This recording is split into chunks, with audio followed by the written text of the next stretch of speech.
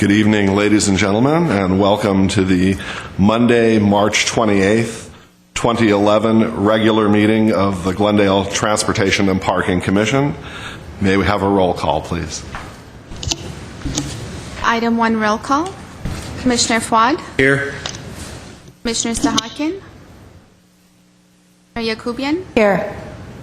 Commissioner Welch? Here. Chairperson Wiseman? Here. And what is next, please? Item 1B, flag salute. Chairperson Wiseman? Please join me in saluting our country's flag. I pledge allegiance to the flag of the United States of America and to the republic for which it stands, one nation, under God, indivisible, with liberty and justice for all. Thank you, and may we have your report regarding the posting of the agenda? Yes. And item 2 is the posting of the agenda. The agenda for the Monday, March 28, 2011 regular meeting of the Glendale Transportation and Parking Commission was posted by Friday, March 25th, 2011 before 5:30 p.m. on the bulletin board outside of City Hall. Thank you. And what is next, please? Item 3 is approval of minutes. At 3A is October 25th, 2010 regular meeting. I am advised by the City Attorney's Office that we can consider the approval of minutes under one motion. So at this time, I would like to request if there are any additions or corrections to any of the minutes that may be brought forth at this time. Okay. I had one very, very minor change, and that would be to item D, the January 24th, 2011 special meeting minutes.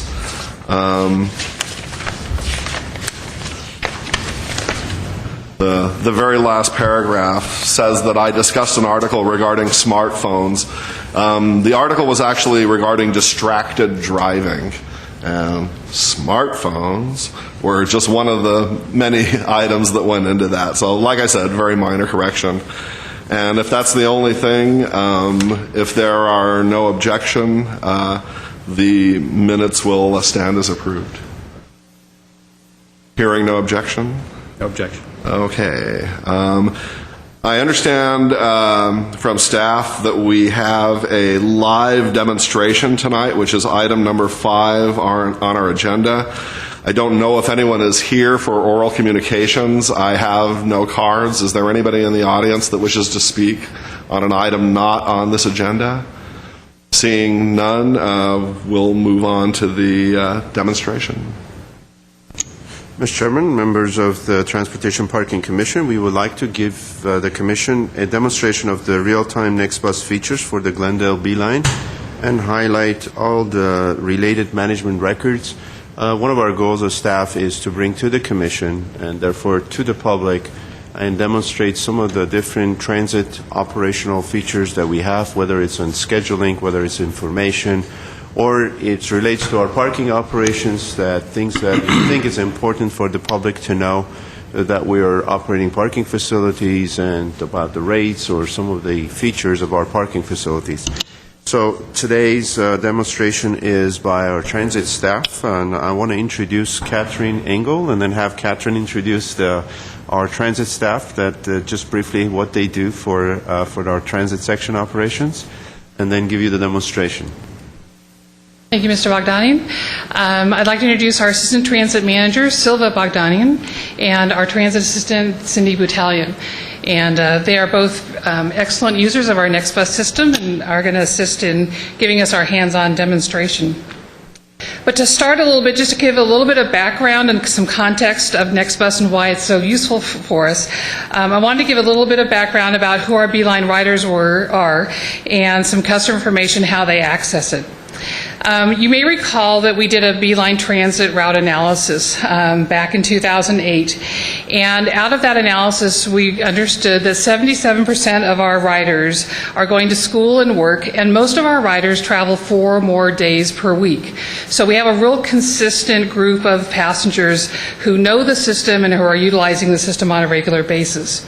We found out in that survey also that almost all of them have access to the internet or to cell phones. So using using a NextBus type of technology was a good match for the types of riders that we have on the Beeline. On the Beeline buses, as far as customer information, we have maps and schedules stocked on every bus. So as buses come up to the bus stops or people are interested in riding the Beeline, they can get actual real-time hard paper copies of maps and schedules from the buses. And we also have the same maps and schedules on the internet, so they can get it from our website. And they can also go on to the Metro Trip Planner, which includes our Beeline routes, and so they can actually plan a trip from any location in Glendale to any place in Los Angeles County. So there's a lot of technology and useful tools available to them, and 81% of our riders are making use of either the onboard schedules or the internet for the trip planning. Our service, very fortunately, is very reliable. We don't have a lot of breakdowns in service, so our customers know, for the most part, our buses are on time and they're going to be showing up. So there's not a question of what the schedule is particularly, or will the buses come. What happens to us sometimes is we have construction projects or there's a collision on the street that causes a traffic situation that may delay a bus on its normal schedule. So the only way to give passengers that real-time information is by a system like NextBus, where if they kind of know what the schedule is or have an anticipation of when their bus should arrive, they could actually get real-time information, whether it's from their desktop at work or from a mobile technology tool like a cell phone or an iPad or a smartphone that would give them the real time of when that bus they thought was scheduled is really going to be showing up. So we wanted to do this customer service approach in kind of a friendly manner. It's environmentally sensitive. There's not a lot of paraphernalia out there. It's real time, and it's really cost effective. When we have 460 bus stops, we can't put information out at every bus stop on schedules or routes, but you've got the next best planning tools either via the internet or via a smart technology tool. So with NextBus, they take all the traffic situations that would run into or affect a line and update that information every 30 seconds.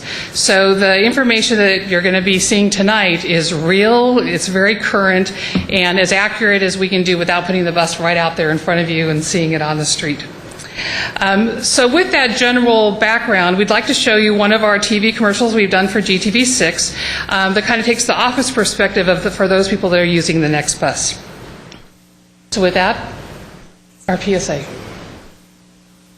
Gives you bus arrival times and any Beeline bus stop. I take the Glendale Beeline to work each day. The Beeline has frequent service, and with NextBus, I always know when my bus is coming. When I'm at work, NextBus gives me the freedom to get out for lunch and run errands, and I don't waste time waiting for the bus. It takes me less than a minute to get the real-time bus arrivals. I go online to my favorites and click on nextbus.com. It brings up the Glendale Beeline route page. I select my route, then click the direction and pick my stop. In a second, I have the arrival times for the next 3 buses. I can also click on the live map to the right to see the buses traveling along the route real time. On the menu bar to the left, NextBus gives you information to help you set up your cell phone or PDA, so you can always have your NextBus information at your fingertips. At the end of the day, NextBus lets me know if I have time to reply to that last email or make a short phone call before heading out the door. It's easy. Just go to nextbus.com for details.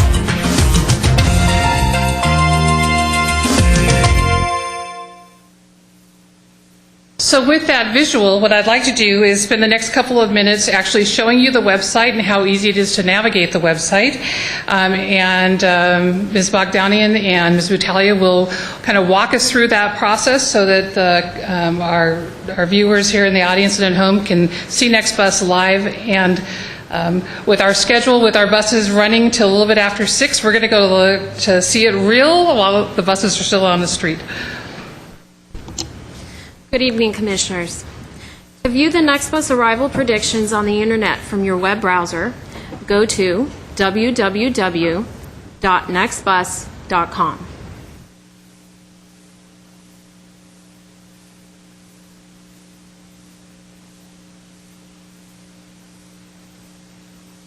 On the NextBus homepage,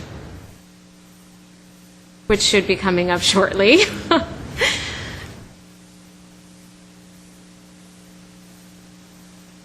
On the NextBus homepage, scroll to the right-hand side and click on Select Your Transit System button. Scroll down. You will be directed to a page listing the 68 agencies that currently have the NextBus system. And as you can see, some of them are listed there. We're going to scroll down to the Southern California portion and click on Glendale Beeline link.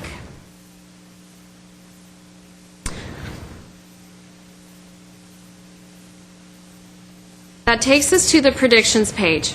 We would like to first show you the live map feature since much of our service ends shortly after 6 p.m. and we would like for you to see the buses still en route. So scroll to the right-hand side of the page and click on the live map link.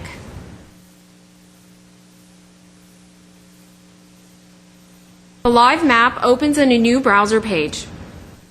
At the top of the map, as it's currently loading, you're going to see several buttons that will allow you to zoom in and zoom out and to select the routes that you would like displayed. Click on the Routes button. As you can see, a dialog box opens allowing you to select the routes. To give you an overview of the Beeline transit system, we will click on the Select All button at the bottom of the dialog box. As you can see, all of the routes are now displayed on the map. You can zoom in using the button at the top and move the map around by clicking and holding the mouse button and dragging the map. This view can help you see how the routes intersect with one another as you plan your trip. Let's say we want to catch the next bus from Brandon Broadway going southbound to the Glendale Transportation Center, which is our train station. Let's focus in on Route 1 by deselecting all of the routes and only selecting Route 1 from the Routes dialog box. Now that Route 1 is displayed, we can more easily see where the buses are en route in real time. There are the block arrows on the route line, and the direction of the arrow shows the direction the bus is traveling. The stops are depicted by little white squares along the route line.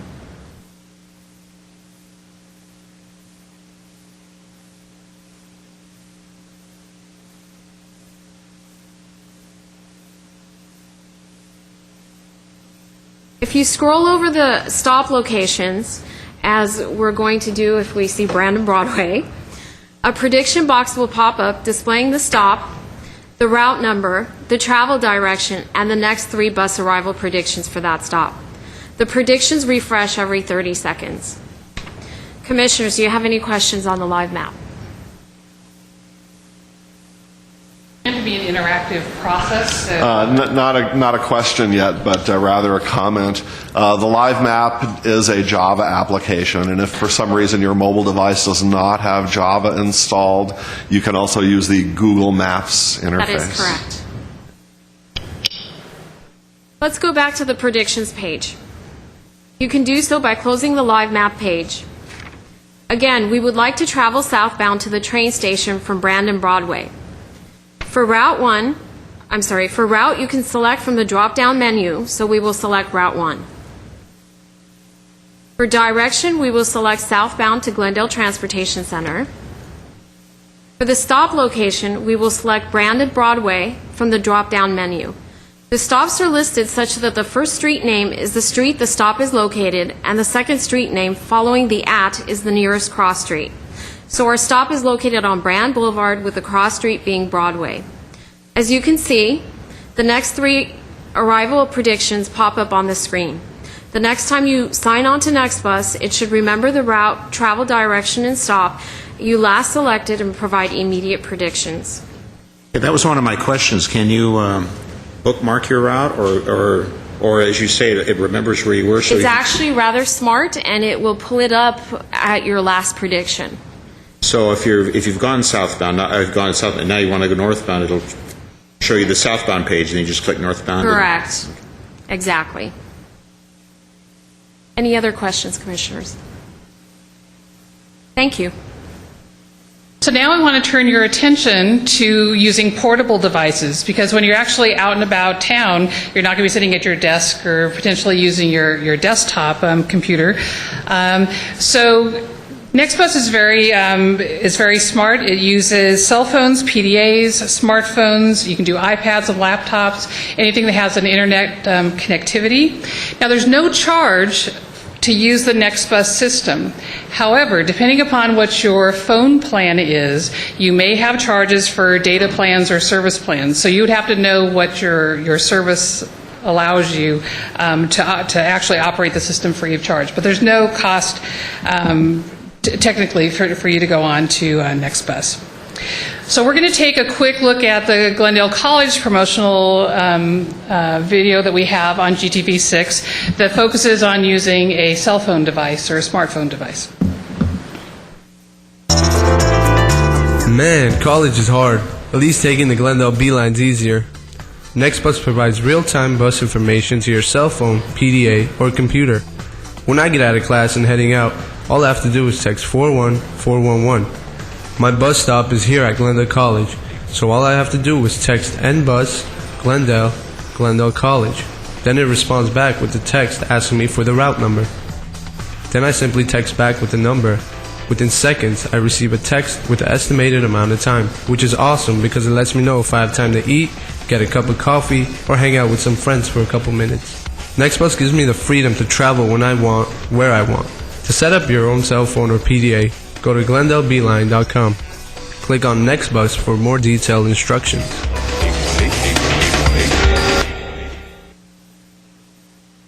So what we'd like to provide the commissioners right now and our audience at home is an opportunity to actually do a hands-on prediction test of your own using a variety of different instruments. Our commissioners tonight have iPhones and Androids, I think, and also a Trio. I also have a cell phone if someone wants to play with cell phone texting. So while the commissioners are pulling out their instruments, the audience at home can grab your cell phone, and those in the audience, if you'd like, to follow along with us. We're going to do the text messaging version. It is probably the most common application, no matter what type of tool that you're using. And so we're going to walk through for the audience and the members, the public at home watching, how to do your text prediction. And we'll have the commissioners do it in the most handy way that they would like to use it. And since Chairman Weissman is a frequent Beeline rider, and since our meeting tonight will be over in a very timely fashion, he's arranged to go up to Montrose and meet for coffee at the corner coffee store. And so we're going to actually have everyone plan his trip for him as if he was going to leave here at the Civic Center at the end of our meeting and go up to Verdugo and Honolulu, which would be the Montrose Shopping Park. So with that, we'll go to our first slide for our audience and members at home to look at texting. We'll see who can do it the fastest, I guess. So Derek, if we can do the first slide, there we go. Okay, so if you are using a cell phone or a the texting tool on your communication device, in the to field, you're going to type in 41411. Take a minute to do that. And then you're going to go to the message section. So it may say text or message, but it'll give you a text field that you can type in. Now, when you're typing the text, it is not case sensitive, but it is spelling sensitive, so you do have to spell Glendale correctly, or it'll give you a bad reply. So in this case, we're going to type in NBUS for NextBus, and then put in a space, and then type in Glendale. You don't need to capitalize Glendale. We better hurry. It's in 4 minutes. We'll get the next bus. So it's NBus, space Glendale, and a space after Glendale. And then we're going to type in what the stop name would be. In Glendale, most of our stops are the stop street that you're on, so we call it the on street, then with an ampersand, and then the at street would be the nearest cross street. So in this case, it's going to be Glendale, no spaces, ampersand, no spaces, Broadway. So for almost all stops except for Glendale College. Did you say something about an asterisk? An ampersand. Ampersand. Okay. Ampersand. So the and symbol. And it's in different places on your phone depending upon what kind of phone you have. For me, it's a number 1. For some of the other phones, it's a number 7. So you have to know where your ampersand is on your keypad. And in this shot, it shows the ampersand is number 7. So NBus space Glendale space Glendale and Broadway, no spaces. So click send or OK or whatever your phone setup is to send that message. The next slide. We're going to watch for a reply text. And in this case, at this corner, we have 2 bus routes that travel past Glendale and Broadway. So it'll come back with both of your routes. And in this case, we're going up to Montrose, so that would be Route 3. And so you would reply to that message, to that text message, and select 1. And you send that text.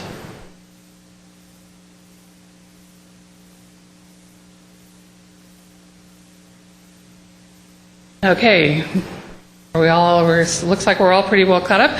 So the next slide then, it's going to reply back to your last text and give you what the answer is. So it'll say you're going northbound to JPL, that's your destination, and your buses, in this case, were coming in 11 and 31 minutes. This obviously is a slide. The real time that the next buses are coming were in 4 minutes and 21 minutes. Is everyone else going on the same route as Bill? Or is Bill the only one going for coffee tonight? Oh, he's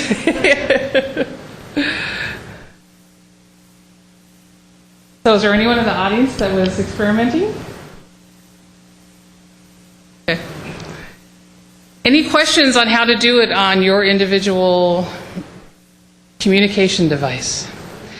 So what I really wanted to show was the NextBus system is fairly easy to use. It's usable in a variety of different contexts, depending upon whether you have a BlackBerry or an iPhone, or you've got a Trio or an iPad with you, or you want to be sitting at your desk and doing real-time information before you were to leave work, or sitting at home waiting for coffee before you have to go out and get the bus to get to work or to school. The other thing that is really good about NextBus is that we can use it as a management tool. We can monitor some on-time performance. We can replay what happened with the buses. If someone calls and says, oh, the bus never showed up for us, we could go back to last Thursday and replay what that bus trip was doing and know what time the bus actually arrived at each one of the stops and say, oh, well, the bus was there. Maybe you were a couple minutes late. So it helps us to look at the quality of our service and be able to respond timely to customer inquiries, and also let us kind of manage and look at what's happening with service out there, whether it's on time or how to tweak some of the routes. We're looking at doing that right now, is trying to improve some running time for on-time performance. And so we can use some of the data that is collected through NextBus to be able to do that. So with that, are there any questions on the NextBus program or how our folks can use NextBus? Well, you mentioned earlier that 80% or so were using it. Do you have a way of monitoring the actual usage of NextBus to ask for buses information? We don't have that set up currently. I think they tally how many times NextBus, what the hits are, right. But we don't know if that's us going in and playing with it, or people just looking at the website, or it's actual customers using it all the way through to completion. So you're skewing the statistics. So our other data from the 81% was from currently in the early stages of NextBus. They're getting most information off the bus itself in a hard schedule, or off the internet where they can download the maps and schedules. And it's called NextBus, but like on the MTA side, does it work for rail as well? We don't know that. Metro just added the NextBus feature for its customer interface, and they're getting it up. It's been kind of the last couple of months they're actually getting online. So when you go to the services, you can see Metro is now added to it. They just did their contract in November, so they've been getting things uploaded and refined. So as far as I know, it's just for the bus system currently. Those are all the regular bus routes. Yeah. So it includes Orange Line, but not the No, I guess Glendale doesn't have it currently, but like the Rapid Bus has essentially the same information at each station, right? Correct. 794 would be our rapid bus in Glendale that runs along San Fernando Road. And so you could do, But what I mean, at the stop, it displays the information, doesn't it, on some of the rapid bus routes? I mean, it's. unless they've done that in the last week or so, that hasn't been out. I know downtown LA, they had some of them purportedly had it. I don't know if it ever was working. Is that something Glendale's considering, or is that there's no need with this? Well, actually, we do have a plan. Once we do our bus stop database, we'll have an identifier number for each of our bus stops, and we'll put that number on the bus stop sign itself. So rather than going the long way, you could actually shortcut, just type in your bus stop number, and it'll pop up with the prediction data. But what I mean is, we have a display. Are you considering it? Oh, the sign. Oh, a digital readout that says the next bus is coming in 1 minute. yes. We do have that at 8 locations downtown, and at the GTC we have in 1 location. We have been very limited in putting those displays out there because they're very expensive to operate. And so we were looking at some other ways to get that information and share that information easier without having that ongoing operating cost. So I know Rapid Bus, they are doing those signs. That's what I was referring to, yeah. Yeah, they're about $75 a month to operate the sign for each sign. So we're looking at trying to do some other ways to access the same information without having that cost. Are those the signs that are sometimes known as silent radio, scrolling red LED type signs? Yes, you'll see them on Brand Boulevard on some of our downtown stops. We have the signs up there, and then there's one at GTC for our bus arrival time. But each one, and they work great, but they're just very expensive because you're paying for airtime constantly, whether or not the buses are operating. You're paying for airtime for it to be up and operating 24/7. So there isn't right now there's not a technology that can do that for us cheaper. So there is no existing city-owned network infrastructure that would be able to handle that. You're going That would do the over, data. over the air. Right. Okay. So potentially, if we go citywide with some remote access, then that would be something we could dovetail with. And I assume the buses have GPS on them, that's how it operates? Yes, every one of the buses has a GPS unit, so the GPS communicates to the satellite that goes to the next bus software system that takes the actual satellite location, and it does a logarithm prediction for how fast that bus is moving. And so every 30 seconds it updates what it thinks it's supposed to be doing and where it actually is. And then it does this very complicated mathematical formula to tell you it's in 3 minutes or 10 minutes. So if there's an actual traffic obstruction, it'll acknowledge that? It's not just gives you 7 minutes regardless of what the real conditions are? That's correct. No, it responds to exact traffic issues at that time on that route, on that street. So for a lot of travelers, even though they've got the schedule, the next bus actually tells you, if it's raining, should I walk out there now or should I wait 7 minutes because it's stuck because of the freeway on-ramp is backed up and it's not going to get there. Okay, were there anybody else have any? And what does the city pay for this? We pay about $3,000 a month right now, and that's for all the signage and for our use and our setup of the whole system. So it's pretty economical compared to putting other information out on the street. So more than half of that is just the 9 signs, the cost for the 9 signs. Couple of questions and or comments. A friend of mine used to work as an engineer for Qualcomm down in San Diego, and this was probably at least 10 years ago. And he was working on a GPS-based system for over-the-road trucks, and it was a whole lot more than just, position reporting. There was a whole lot of other data that actually I'm familiar with in its nature from having worked at JPL, because all spacecraft receive telemetry. And telemetry is basically just information on the health of the vehicle. And so not only its position and its location and its speed and its altitude, but whether the engine was overheating or whether the oxygen sensor was failing, and not only that, but the same information can be integrated into automatic dispatch systems and other systems of that nature. Are there plans for taking this technology further and maybe doing some of those kinds of things like telemetry and automatic dispatching, and maybe even fare box and passenger monitoring? Well, that's an excellent question, Commissioner Weissman. There are many other transit agencies, large transit agencies here in LA County that use one of two other very large software programs. One is Siemens and one is Orbital. And Siemens has been around for many, many years. They were mostly doing freight containers, a lot of ocean liners, and that's how they got their start, was tracking where all the ships were all over the globe. And they took that and translated that to trucking and to transit. Those programs that have been implemented at Metro and Long Beach Transit, Santa Monica, Big Blue Bus, are multi-million-dollar software programs. They have dedicated staffing to set them up and operate them because they take maintenance on an ongoing basis. So it is a very large financial commitment just to start it, and then there's an ongoing operating cost to staff it and keep it operating.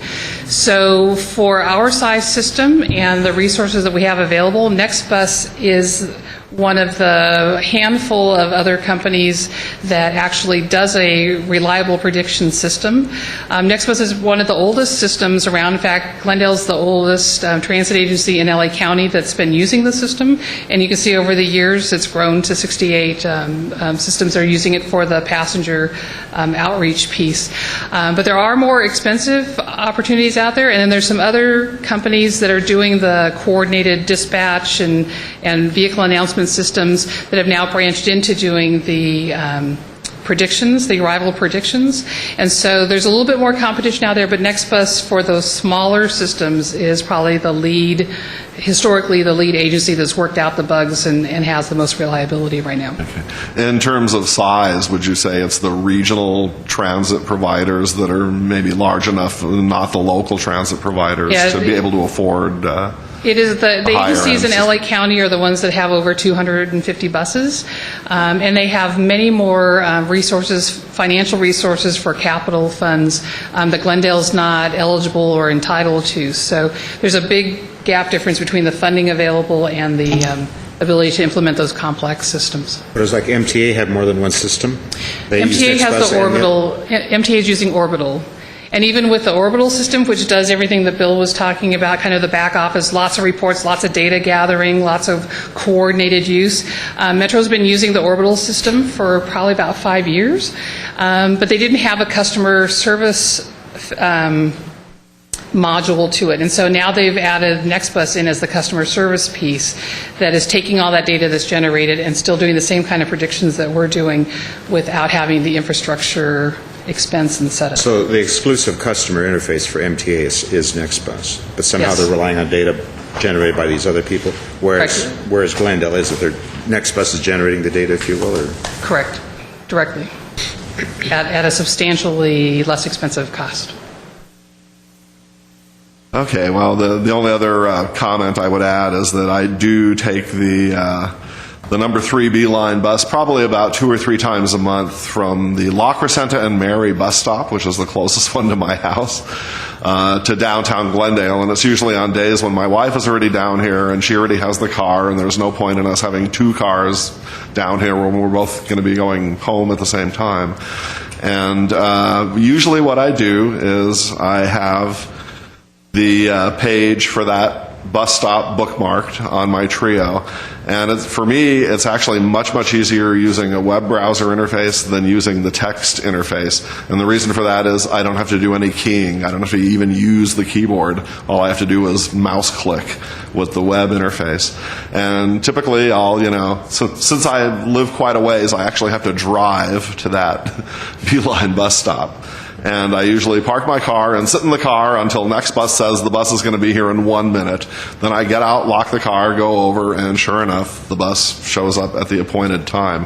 When I first started using the system in 2008, it wasn't as reliable then as it is now. I had a few, missed connections and other problems, but the last year or so, I have not personally had any issues with it, and the bus always shows up when it says it's going to show up. So I want Commissioner to thank you Wilson. for the presentation. Well, and thank you for your comments, because in the last year, Cindy Battaglia has been the one that's single-handedly gone through and checked every geocode for every stop, and really went through and fine-tuned to make sure that our predictions were really on track. Well, I know the one at La Crescenta and Mary is working right. So thank you for your thanks very favorable much. comments.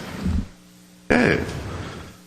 If there's nothing else on the next bus, what is next, please?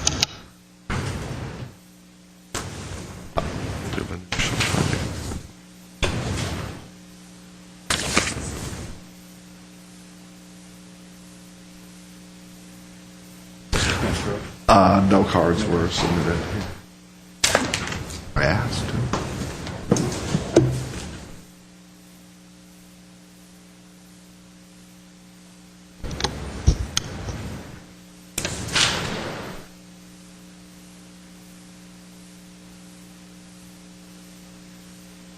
Item 5, information and update. At 5B is update on Bikeway Master Plan. All right. Mr. Chairman, members of the Transportation Parking Commission, I just gave you a handout that is the schedule for the Bikeway Master Plan update tasks. And as you may recall, the two commissioners, Commissioner Yakubian and Commissioner Fuad, had volunteered to be part of a bicycle advisory committee that would be working with our consultant team as well as the individuals who have volunteered that is attached to the schedule. These are a list of what the Bicycle Advisory Committee candidates are that will be participating with us in the development of the Bicycle Master Plan. We have a Planning Commissioner and a Parks and Recreation Commissioner that will be also participating. We've tried to get a cross-section of representative, public or private, or residents, including the Glendale Unified School District, Glendale Community College, Chamber of Commerce, Glendale TMA, and bicycle enthusiasts that have been working with us on Bicycle Master Plan in the past or currently interested to participate with us. In addition, we have a technical group of staff from various departments, traffic transportation, public works, planning, and Parks and Recreation, that along with our consultant Ryan Snyder, will be working in the development of the Bicycle Master Plan. The schedule that you see here tomorrow night is our first meeting of the Bicycle Advisory Committee. In addition to that, we plan to have a number of, as we develop the plan, a number of community outreach meetings that will be held in different parts of the city in order to receive input from the community on the plan that is developed. We will be updating the Transportation Parking Commission through our two commission representatives and myself on a regular basis at our commission meetings so that you know how the progress of the plan is moving forward. And then we will be bringing the Bicycle Master Plan for the Commission's review and recommendation. We will have also a presentation to the Planning Commission as well, and the Parks Commission, and hope to get a final plan and present it to City Council in August of this year for Council's approval of the plan, and we will be moving forward with that, with the implementation after the City Council approves it. However, so that the Commission knows, there might be some streets that currently are underway for a resurfacing project. And if we know one of these streets that is a good candidate for striping bicycle lanes, we're not going to wait till the plan gets approved and pave the street, stripe it with the existing striping, and then go back and change the striping. So if those streets that are currently under design by our engineering division, if one of those streets is a good candidate for a bicycle plan, let's say, bicycle lanes. We will be bringing those to the commission, and if it requires council action, we will take it to the city council so that we don't miss it, because once we pave a street, is another 10, 15 years before we come back and change the striping. So that would be part of it. It's going to be very dynamic as we go down the preparation of the plan. So wanted to give you an update on this and be happy to receive any comments you may have on the plan. So there's a meeting I should be going, Mr. Gutierrez, should be going Wednesday? Yes, that's... And when and where is it? I haven't I had will be, notice of it. an email is on its way to you. I believe that an email was sent out about the time and location of the meeting. If it hasn't gone out or you haven't received it, I'll make sure that you Well, have what it. was it just for? This is you for recall? the bicycle advisory. No, when, what time of day is it? Oh, the meeting And is where at At 6. 6, I think it was 6 from p.m. 6. And where is it? The room for that meeting, it's, I believe, room 106. 1 second, I will let you know.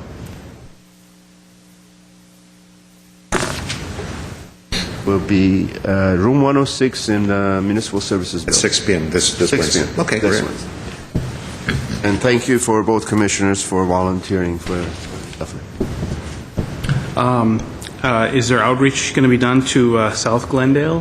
They're not listed on the listing. Or Chevy Chase Canyon as well? It's too steep. Are you kidding me? It's a very big bike route. We were planning to do the community outreach, which is in the downtown Glendale, to include the South Glendale and Adams Hills area and that area as well. But I will check with our project manager, make sure that we've covered all the, there will be a notice going out to all the homeowner associations for all the different areas. So if one homeowner association is part of one area or another, we will make sure that they are notified so people will be able to attend. Also, we will be putting notices out on the, we have one of our staff members will be responsible for all the outreach effort, including information on Channel 6, so that the public is aware of the outreach meeting so they can attend. But I will make a note of that to make sure that all areas of the city are covered. Is there any kind of effort at public outreach to bicycle riders right now, like on existing bike paths or... A number of our, through the Bicycle Coalition, Colin is going to be part of the technical group. We will, through websites and the Bicycle Coalition, we will be also informing all the bicycle enthusiasts or people that are riding their bikes. Or we will look into any which way that we can promote the input from all the interested parties to be part of this.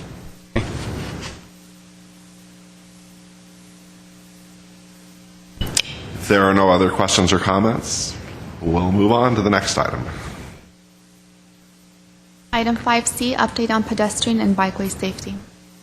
And we'll go back to... Mr. Chairman, members of the Transportation Parking Commission, Public Works Department, Traffic Transportation Division, we've been actively involved in traffic safety over the years, and currently, as part of a larger effort, we're trying to address traffic safety, specifically pedestrian safety throughout the city.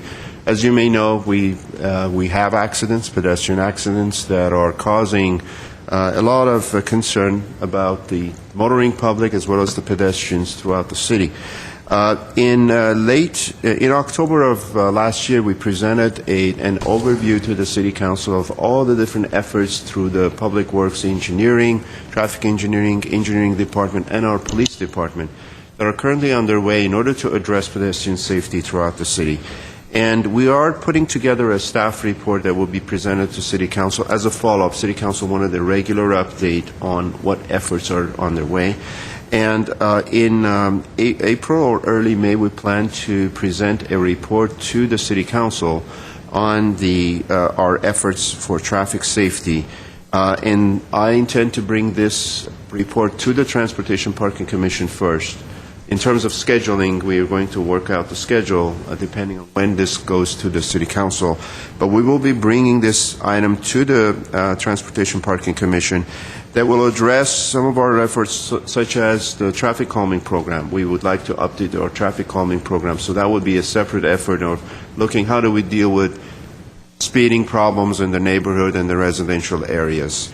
what are the things that we need to do. Our guidelines are up to date in terms of what the industry standards are nationwide, but we would like to receive input from the Commission on that. We are currently in the process of updating all the speed limits in the city because, speed limits expire every 5 years. The vehicle code allows us to extend that speed survey, if it's done in an arterial system, to up to 7 years. However, the 2004, there was a change in the vehicle code that especially has concerned many traffic engineers. So when we do our speed surveys, the new law requires that we have to round the speed limit to the nearest up or down. So if we do an 85 percentile speed, which is 37.8 miles an hour, the new law requires us to round it up to 40. And then if there are conditions that are not apparent to the driver, then we can reduce it by 5 miles per hour. That has caused a lot of grief among traffic engineers because automatically when you're trying to round up or to the nearest number, whether up or down, it forces you sometimes a street that has a 30 mile an hour speed limit all of a sudden goes to 35. And in many cases, it is very difficult to justify conditions that are not apparent to the driver. Are there driveways? Is there a bicycle lane? So we as traffic engineers, we have a difficult time then reducing it by 5 miles per hour. So automatically speed limit starts going up. So right now we're working... Excuse me, when you say round, you mean round it to the nearest 5, 35, nearest 40? 5, up or down? Not to the nearest whole number, but to the nearest 5. Nearest 5. So if it was 34.7, okay, we can go down to 30 miles an hour, round down. We round up to 35. If it was 32.1, we would round down to the nearest number, which will be 30 miles an hour. But many cases have occurred where we've done our speed surveys and we end up automatically, even if it's a residential collector that we're surveying, moving up the speed limit. So that's become an issue. To deal with that, there has been a number of efforts, as the City of Glendale or other cities have done with the legislator. We've gone to our assemblymen and tried to change the speed law or these rounding issue. And a number of these efforts have failed. There is a huge lobby by trucking industry or by AAA sometimes that they want to make sure the speed limits are set correctly and doesn't create a speed trap for the general public. And this issue, when it was changed, it caused a lot of problems for local agencies, local cities like Glendale. There is currently an effort by Assemblyman Gatto that is called AB 529 that essentially is trying to give the local agencies more jurisdiction. So if we as the engineers come up with a speed limit we think is appropriate for our streets in Glendale, that through the City Council approval process we're able to set it at what we think is appropriate for our agency. So there is a AB 529 that is currently being proposed by Assemblyman Gatto in conjunction with us and our police department. There are a lot of discussions and negotiations going on this issue, which allows the cities technically to set the speed limit without this rounding issue, gives the City Council of Glendale or any public agency the authority to set the speed limit at the level that they feel it's safe and appropriate. It was at least we could automatically round down to the speed limit, round down, and then we would be able to justify reducing another 5 miles an hour based on conditions that are not apparent to the driver. Whereas now, automatically, sometimes some streets we go up, and even though if we're successful, we have to come down 5 miles per hour, we have to really justify it, and that makes it very difficult. So before, if you were 34, you could go down to 30, was that it? We could have done to 30. But now you have to go to 35.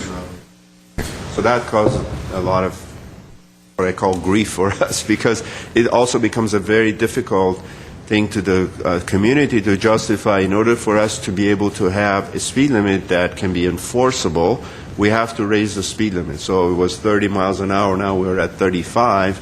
Now the police department can enforce it at 35 miles per hour. So that is in the works that we're working on. Another part of our report that we will be presenting to the as part of this report to the Commission and City Council has to do with, and Chairman Weissman had asked me to bring this up.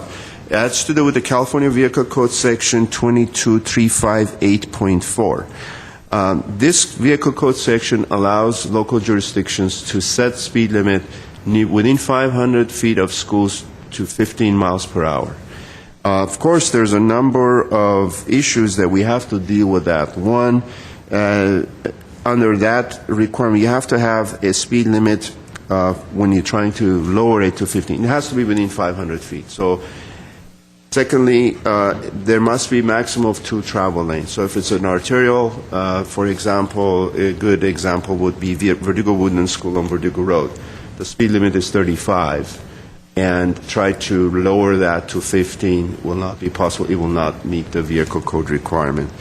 The maximum speed that you have to have is 30 miles per hour. So if any street adjacent to a school is more than 30 miles per hour, this will not apply. So then, if you are at the 30 miles per hour, you have to lower it to a 25, then you can lower it to 15 miles per hour.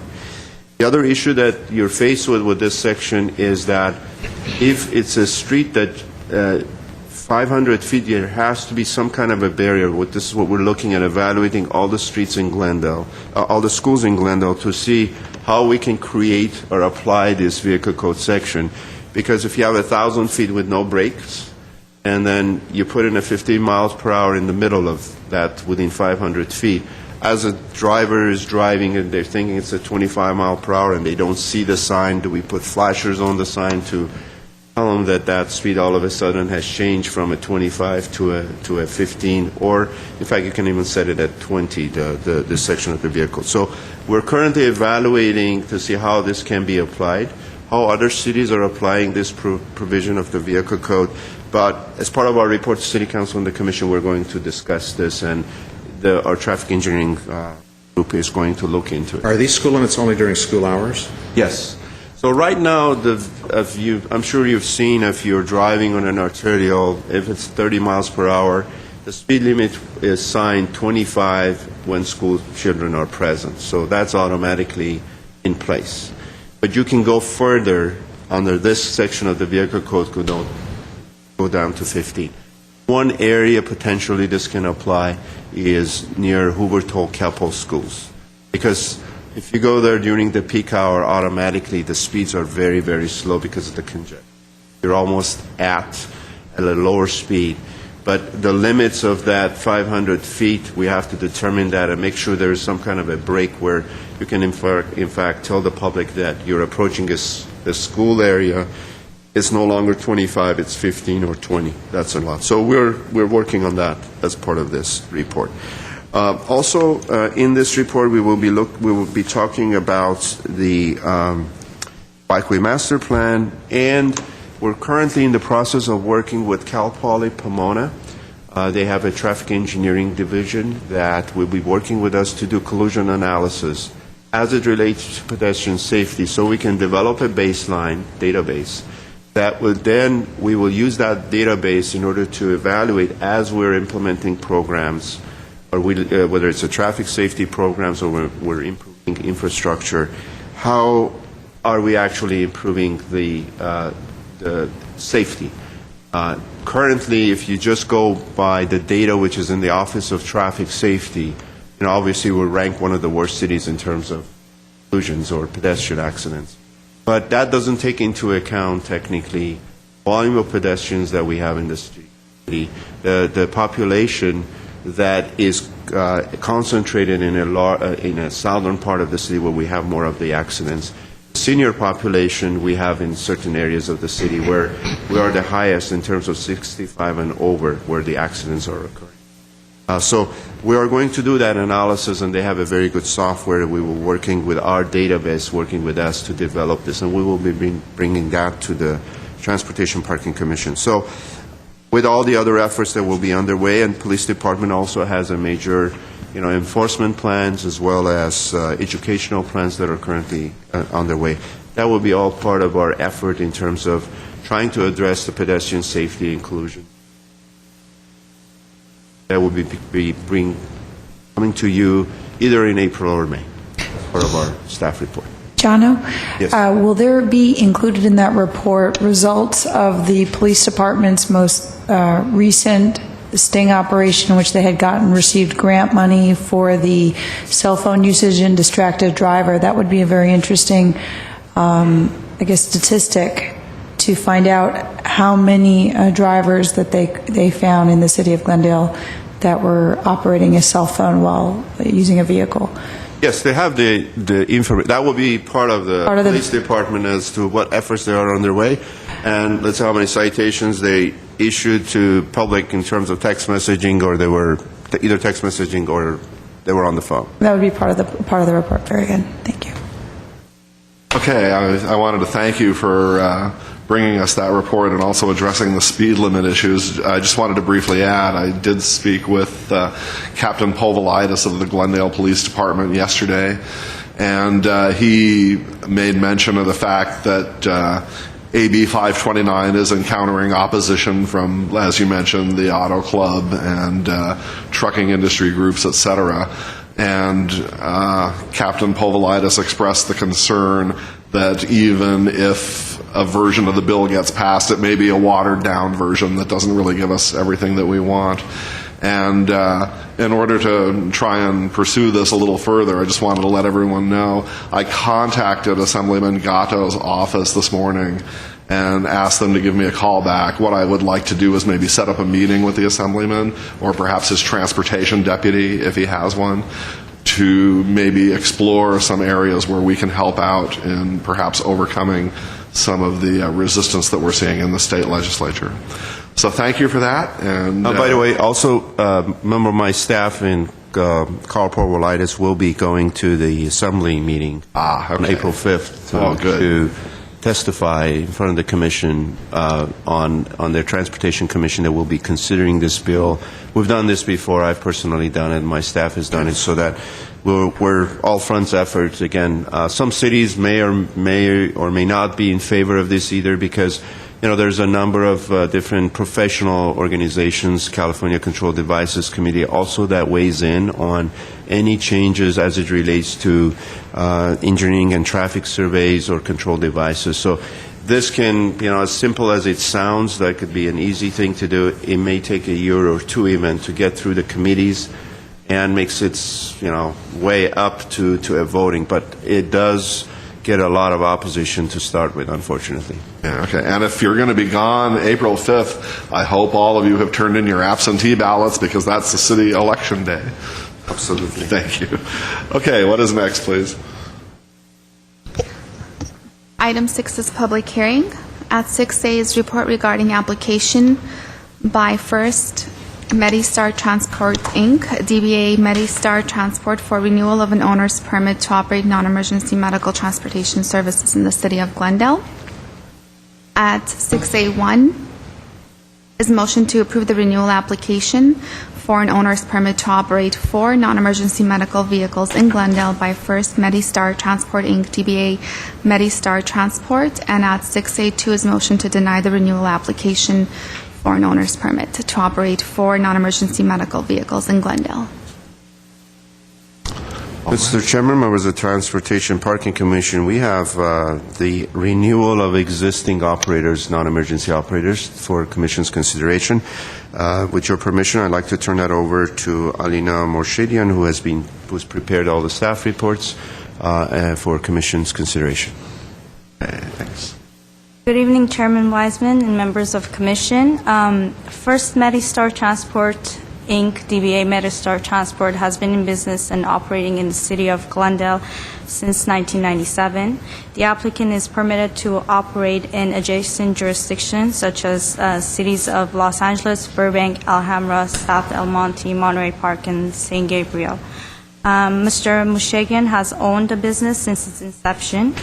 The applicant appears to have established itself in the community and continues to serve the needs of the customer base in the city and the adjacent areas. The company is in full compliance with insurance requirements, and the city is satisfied with the applicant's service to date. Medistar Transport has an owner's permit to operate 4 non-emergency medical vehicles currently with the City of Glendale, and the applicant is now reapplying to obtain permits for the same number of vehicles. The applicant has already established relationships with at least 2 convalescent homes which serve their patient base, and the references submitted by the applicant indicate that Medistar Transport, under the direction of its president, has provided safe, convenient, and reliable services to the patients. Medistar Transport has satisfied all the conditions required per Chapter 584 of the Glendale Municipal Code for an owner's permit to operate non-emergency medical transportation services. Based on the statements of support that the applicant has received from businesses in Glendale and all other requirements that have been satisfied, staff respectfully recommends that the Transportation and Parking Commission approve the application for renewal of an owner's permit for 4 non-emergency medical vehicles by this provider. At this time, staff requests approval of the findings for this operator. All right, are there any questions or comments from the commission? Do I hear a motion? Move 6A. Move 6A1. Is there a second? A second? We have a motion and a second. Roll call, please. Commissioner Fuad? Yes. Commissioner Sahakian? Commissioner Yakubian? Yes. Commissioner Welch? Yes. Chairperson Wiseman? Yes. Next item, please.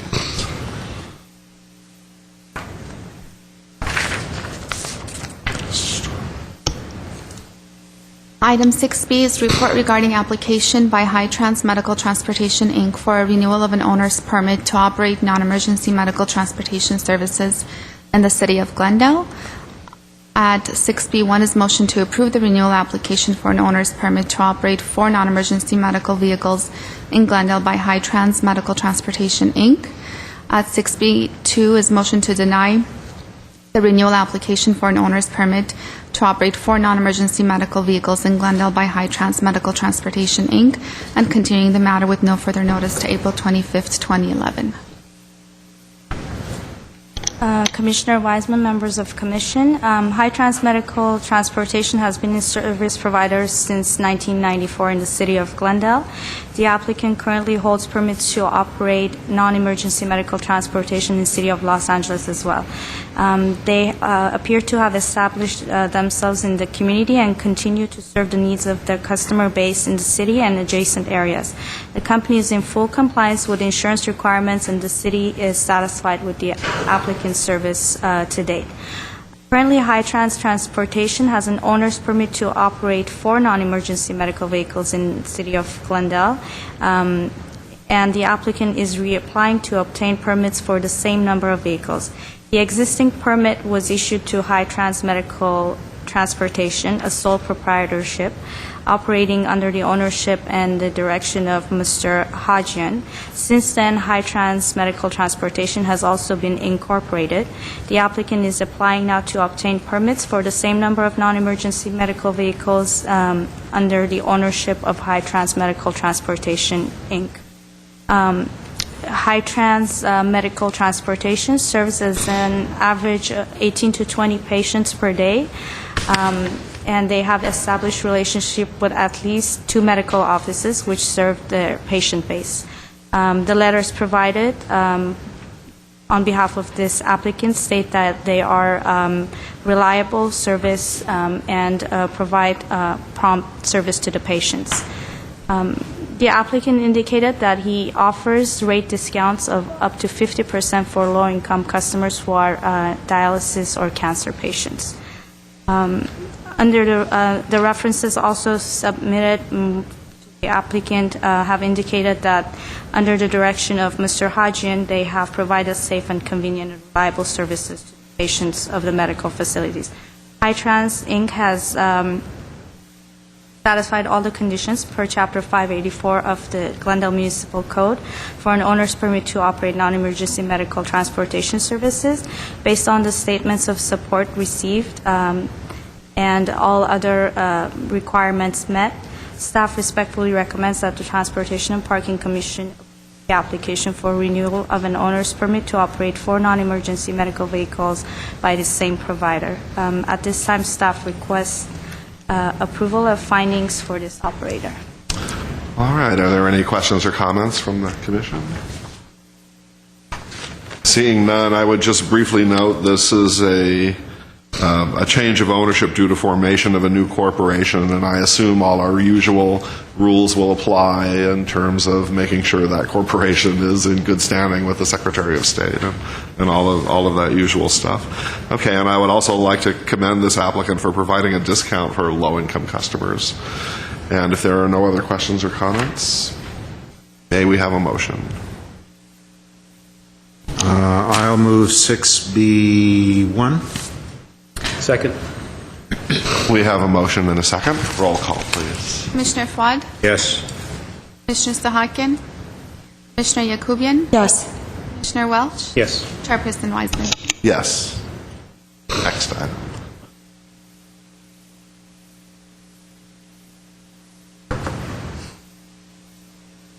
Item 6C is report regarding application by Martyr Business and Services, Inc., DBA All-in-One Business and Services for a renewal of an owner's permit to operate non-emergency medical transportation services in the city of Glendale.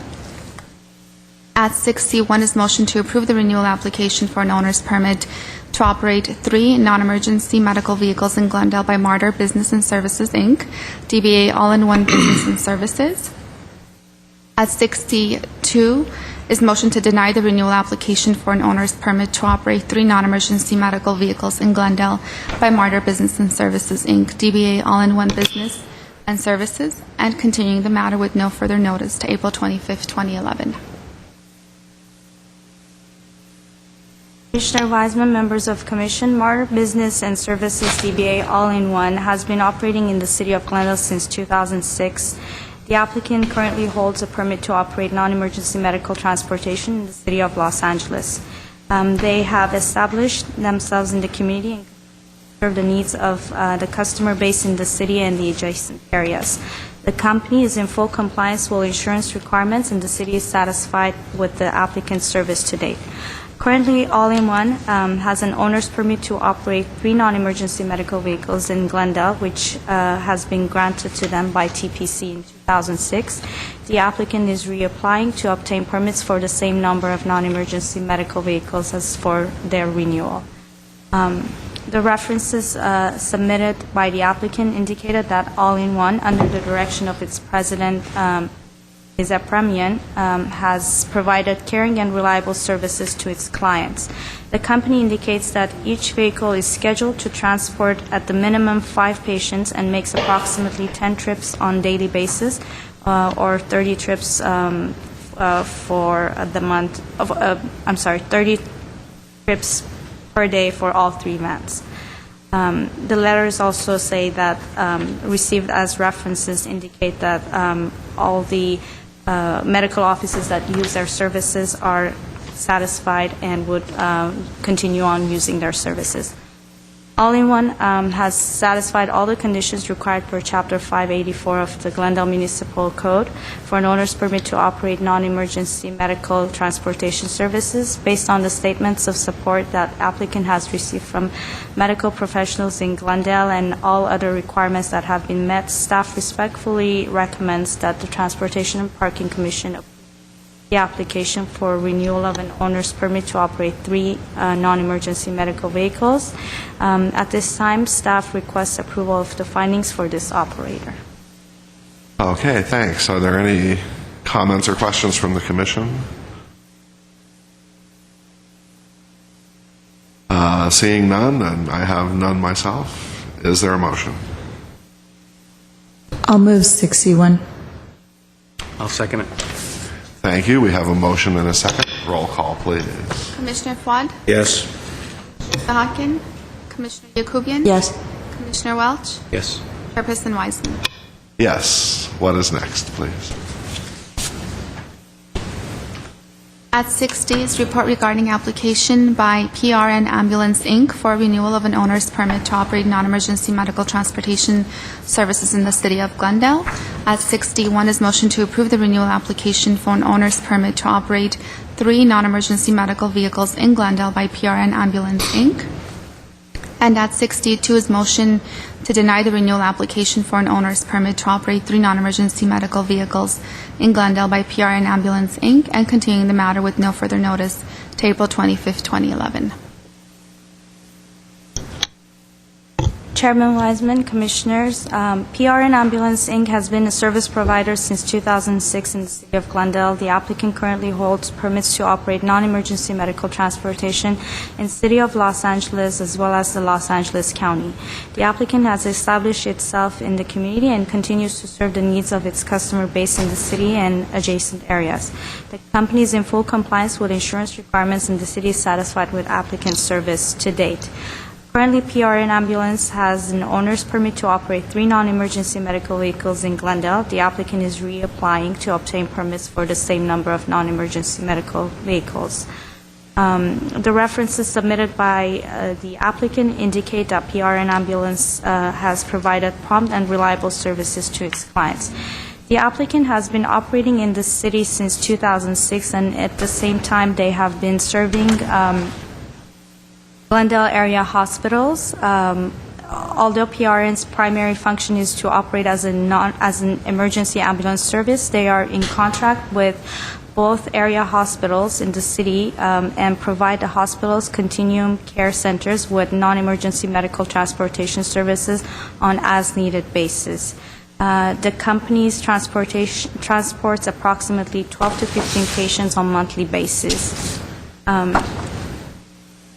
PRN Ambulance has satisfied all the conditions required per Chapter 584 of the Glendale Municipal Code for an owner's permit to operate non-emergency medical transportation services. Based on the statements of support that the applicant received from medical professionals in Glendale and all other requirements satisfied, staff respectfully recommends that Transportation and Parking Commission the application for renewal of an owner's permit to operate 3 non-emergency medical vehicles. At this time, staff requests approval of the findings for this operator. All right, thank you. Are there any questions or comments from the commission? I'll move 6E1. Allow a second? We have a motion and a second. Roll call, please. Commissioner Fuad? Yes. Commissioner Sahakian? Commissioner Yakubian? Yes. Commissioner Welch? Yes. Chairperson Wiseman? Yes. What is next, please?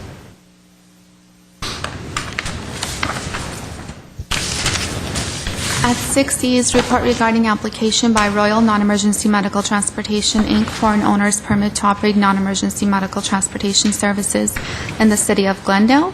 At 6E1 is motion to approve the application for an owner's permit to operate 3 non-emergency medical vehicles in Glendale by Royal Non-Emergency Medical Transportation, Inc. At 6E2 is motion to deny the application for an owner's permit to operate 3 non-emergency medical vehicles in Glendale by Royal Non-Emergency Medical Transportation, Inc., and continuing the matter with no further notice to April 25th, 2011. Chairman Wiseman, members of the Commission, Royal Non-Emergency Medical Transportation, Inc. has been a service provider since 2005 in the city of Glendale. The applicant currently holds permits to operate non-emergency medical transportation in cities of Burbank, Baldwin Park, and Los Angeles. The applicant appears to have established itself in the community and serve the needs of the customer base in the city and the adjacent areas. The company is in full compliance with insurance requirements and the city is satisfied with applicant service to date. Currently, Royal Non-Emergency Medical Transportation, Inc. has an owner's permit to operate 3 non-emergency medical vehicles in Glendale, which was granted to the company by TPC 2006. The existing permit was issued to Royal Non-Emergency Medical Transportation, Inc. under the direction of Mr. Sarkisian. Since then, Royal Non-Emergency Medical Transportation has changed ownership. Therefore, the applicant is applying to obtain permits for the same number of non-emergency medical vehicles under the ownership and direction of the new owner, Ms. Kazarian.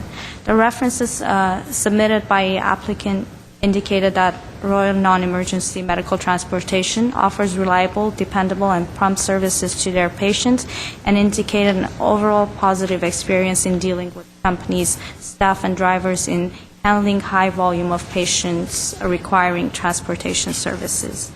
Royal Non-Emergency anticipates providing services to about 30 patients per day on a round-trip basis between their service areas. 80% of the patients are residents of the City of Glendale. Royal Non-Emergency Medical Transportation has satisfied all the conditions required per Chapter 584 of the Glendale Municipal Code for an owner's permit to operate non-emergency medical transportation services.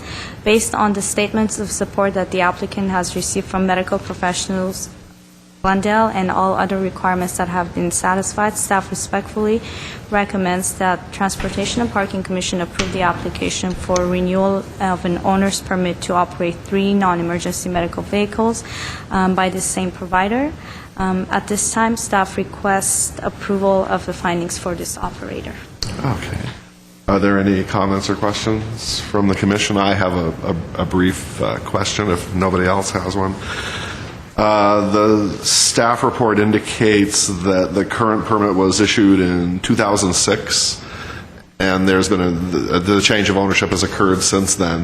Do we know how long ago that change of ownership has occurred? Yes, within, I believe it had occurred prior to the filing date, so the applicant was filing between the window that was established to change the papers and make sure that they have gotten the new ownership. I guess what I'm getting at is the applicant then has been operating the company for a while now. And I believe that's the case, but Okay. I believe we might have a representative from the company here. no, I don't really have a concern about that. I just want to make sure that if there's going to be a change of ownership, that it's going to be relatively seamless, and if the applicant has already been acting in that capacity, then there should be no problem in that regard. Sure. So, with that, do I hear a motion? I'll move 6E1. I'll second that. Okay, we have a motion and a second. Roll call, please. Commissioner Fwad? Yes. Commissioner Sahakian? Commissioner Yakubian? Yes. Commissioner Welch? Yes. Chairperson Wiseman? Yes. And want to maybe add just briefly for the benefit of anyone that may be watching this, we do have very well-qualified inspectors from the city clerk's office who do thoroughly investigate all our applicants for non-emergency medical transportation. And although it may seem like we've gone through this kind of quickly in a rote fashion, we do have a lot of confidence in our staff to uncover any problems. And in these particular cases that we reviewed today, none of them had any increases or decreases in the number of vehicles or any of the other types of issues that may have triggered a little more intense review by this body. So just wanted to mention that. And with that, we'll move on to our next item. Item 7, Commission Staff Comments Updates. Okay. I have a question. What's the update on the bus? Our bus. We had a discussion about the bus routes a while back. What's the update on that? Mr. Chairman, members of the commission, that plan, basically our restructuring and the financial plan is tentatively scheduled into late April council meeting. We're waiting for a time certain that be either in the form of an actual agendized action item or in the form of a study session that we present on that. So we're waiting for that. We're prepared as staff. It's just a matter of getting it scheduled on the council agenda. I anticipate or hope it will occur in late April or early May. I will inform the commission. I had a quick comment to make. I have the opportunity to head down to San Diego next month, end of April, the 20th through the 22nd for the OTS, California OTS Leadership and Training Seminar and Pedestrian Safety. It's a 3-day seminar that's going down there, headed by Wendy Alfson of California Walks, and also Jill Cooper. And I'm sure it's going to be a wonderful seminar. They've broken it down into specific specialties, including educating the law enforcement. There's also an engineering program that's going to be going on during those 3 days, and also those interested in pedestrian safety. I look forward to attending the seminar and bringing back to this commission any new, novel, innovative things that have come across their radar screen in the past year as they've been conducting these seminars. They've been dealing with many cities and have received a lot of input from stakeholders, and hopefully they'll be able to share some good information with us, and I'd love to be able to pass that on to you when I come back. And I think that might put me in conflict with my April 22nd Bicycle Advisory Committee meeting. John, if I'm not mistaken, I hope that...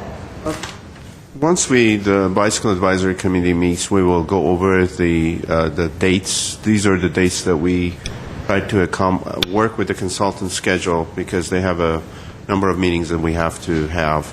So at our first meeting, we will go over the schedule and try to make sure that the key members of the Bicycle Advisory are present. So if we have to tweak the dates, if it's possible and practical, we'll definitely do that. All right, and did you have any comments? I have just a few things that I wanted to mention. First of all, the March 22nd meeting of the Glendale City Council and the Glendale Redevelopment Agency, the City Council and Redevelopment Agency voted to introduce ordinances relating to parking amendments and adding chapters to administrative citations for the parking standards in the downtown specific plan. And I know we spent a long time in meetings with the Planning Commission going over this, and just wanted to make sure everyone knew that it is moving forward.